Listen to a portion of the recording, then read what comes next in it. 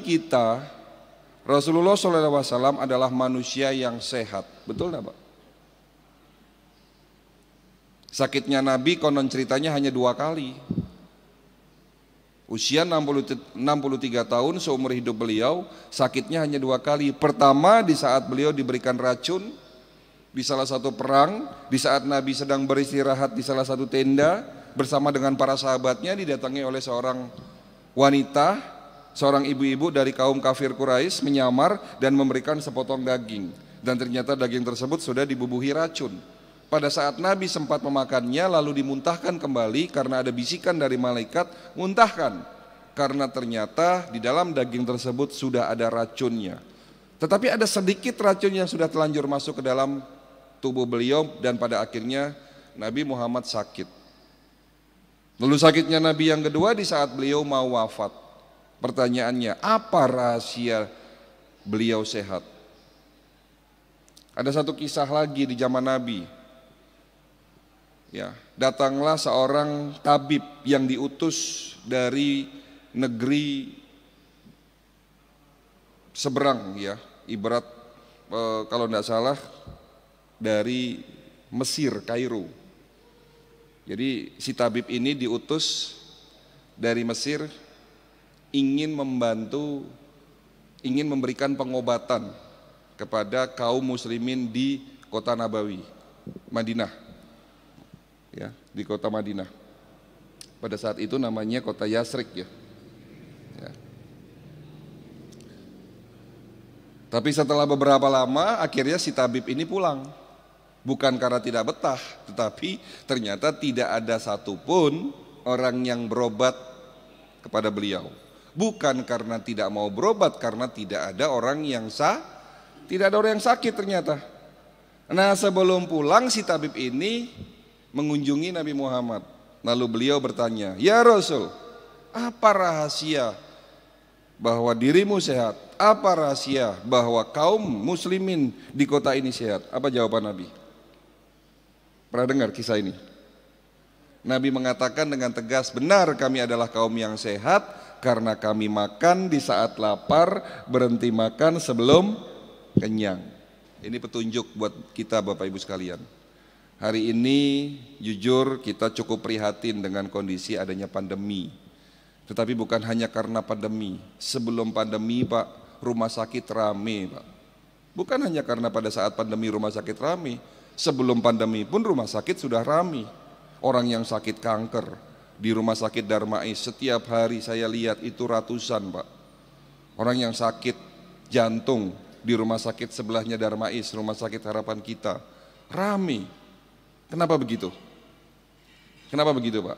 Karena pola makan masyarakat kita ini sejak 30 tahun yang lalu sudah mulai berubah.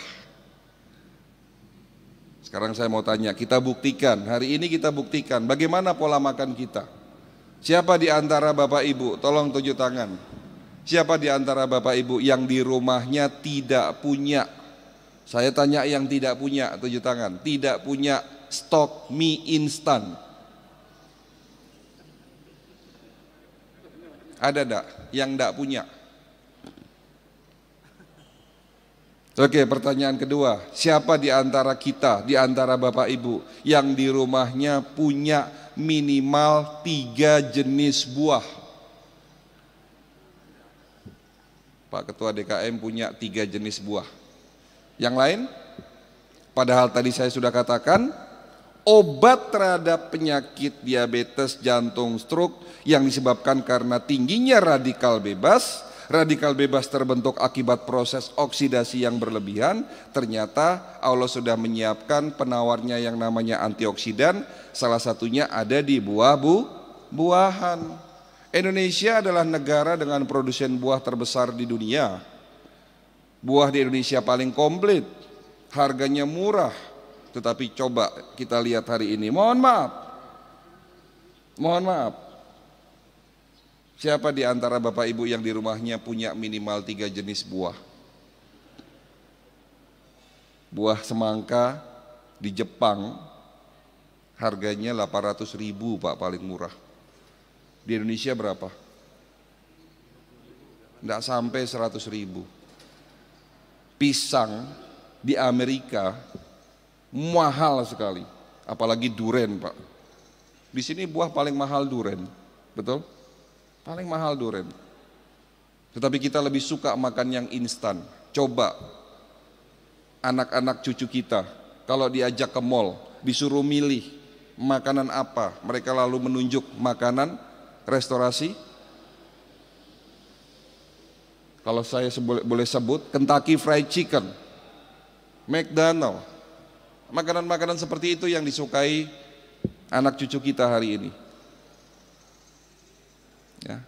Oke, pertanyaan terakhir, ketiga, kita buktikan siapa di antara Bapak Ibu yang dalam 1 minggu tidak makan goreng-gorengan? Ada enggak? Hanya 1 orang. Kenapa saya katakan goreng-gorengan? Daging kambing, daging sapi itu adalah makanan sehat, tidak berkolesterol Pak. Tolong dicatat, jadi mitos. Kalau Bapak mengatakan penyebab kolesterol saya naik itu karena daging, keliru Pak. Bapak tidak perlu takut yang namanya kolesterol. Jangan hanya nurunkan kolesterol. Hari ini kalau kolesterol Bapak tinggi, lalu diturunkan dengan simvastatin, astorvastatin, lipitrol, dan obat-obat penurun kolesterol. Betul? Apakah itu menyebabkan penyumbatan? Apakah benar kolesterol yang menyebabkan sumbatan? Kalau benar kolesterol yang menyebabkan sumbatan, orang Arab Saudi yang hobinya makan kambing, orang Arab Saudi yang hobinya makan daging, itu di sana pasti banyak orang yang sakit jantung, stroke, hipertensi. Tapi ternyata menurut WHO, orang di Jazirah Arab itu rendah penyakit yang tadi saya sebutkan. Tetapi di Indonesia, ya, apa lalu penyebab sumbatan pembuluh darah? Apa? Yang menyebabkan sumbatan pembuluh darah adalah lemak, kolesterol yang teroksidasi Pak. Jadi lemak dalam tubuh Bapak teroksidasi itu menyebabkan kolesterol ya tersumbat. Jadi kalau kolesterol murni yang tidak teroksidasi, justru kolesterol ini akan membuat pembuluh darah kita menjadi elastis, karena fungsi dari kolesterol adalah pelumas sebagai oli dalam tubuh kita, melumasi sendi-sendi kita sebagai bahan dasar pembentuk antibodi. Makanya orang yang suka minum obat anti kolesterol, hati-hati, antibodinya bisa turun. Jangan turunkan kolesterol Bapak, tetapi yang dilakukan hindari oksidasi, meminimalisir oksidasi dan perbanyak obat. Dalam tanda kutip obat di sini adalah antioksidan yang dapat menetralisir oksidasi itu sendiri. Ya. Bisa dipahami sampai di sini? Saya mau cerita, Pak. Beberapa bulan yang lalu saya didatangi oleh seorang pasien, ibu-ibu, usia kurang lebih 55 tahun, sakit gangren diabetik. Beliau ada luka di kakinya membusuk, Pak. Membusuk. Beliau sakit diabetes sudah 10 tahun. Ya. Sudah 10 tahun. Semakin hari semakin lemah tubuh beliau. Waktu datang ke klinik saya, pakai kursi roda, karena sudah tidak bisa jalan, itu telapak kakinya membusuk. Bahkan jari-jarinya sudah mulai copot satu-satu, Pak. Pastinya Bapak bisa bayangkan itu rasa sakit yang luar biasa. Ya, tidak bisa tidur kata beliau, 8 bulan beliau menderita karena sakitnya. Bahkan beliau hampir menyerah. Ya, apa yang harus saya lakukan kalau didatangi kondisi pasien yang sudah begitu parah? Inilah peran dari pengobatan holistik. Saya katakan, kalau di rumah sakit, dokter di sana sudah nyerah, bahkan mau diamputasi kakinya. Ya.